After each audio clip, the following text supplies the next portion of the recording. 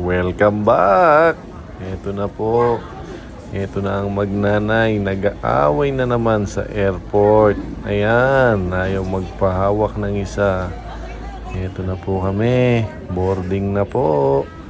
Papunta na po kami ng Hong Kong. Finally, makapagbakasyon ulit. Yan, tingnan nyo. Sobrang ganda sa taas. Nakikita nyo ba yung mga pailaw? Sobrang ganda. Hindi po sa Manila yan. Sa Hong Kong. And finally, naka-arrive na po kami sa Hong Kong. Ito yung airport nila. Napakaganda. And pangalawang balik po namin to sa Hong Kong. Ayan, tingnan nyo po. Sobrang happy. Ayan, ang kulit ni Seiya naglalaro. At ito nga pala, time check, 10:30 in the evening. Mag-check-in na kami.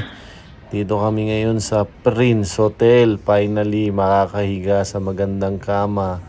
Ayan, tignan nyo naman, lobby pa lang. Sulit ang bakasyon ngayon dahil maganda ang aming hotel. Ayun, ang mag-ama naman naghaharutan doon dahil nag-check-in ang nanay. Ayan, room check muna tayo. Ayun, napakaganda ng room namin. Siguradong may magaganap na labanan dito.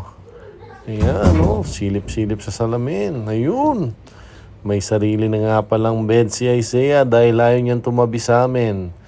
So kaming dalawang magkatabi. Ayan, pinatong yung bag na medyo may kamahalan. Ayun. Ayun si Seiya. Hindi pa rin inaantok. Ayun. Sobrang ganda. Ay, ayun si Seiya nasa ilalim. Doon pala siya matutulog. Ayun. Ayun nga. Iniwan namin si Seiya sa hotel. Kami naglakad-lakad. Nahanap ng pagkain. Ayun pala, nakabili na kami ng pagkain dyan. Dahil nagutom nga kami sa biyahe namin. And lumabas kami, bumili kami ng pagkain. Tapos nag-ikot-ikot konti.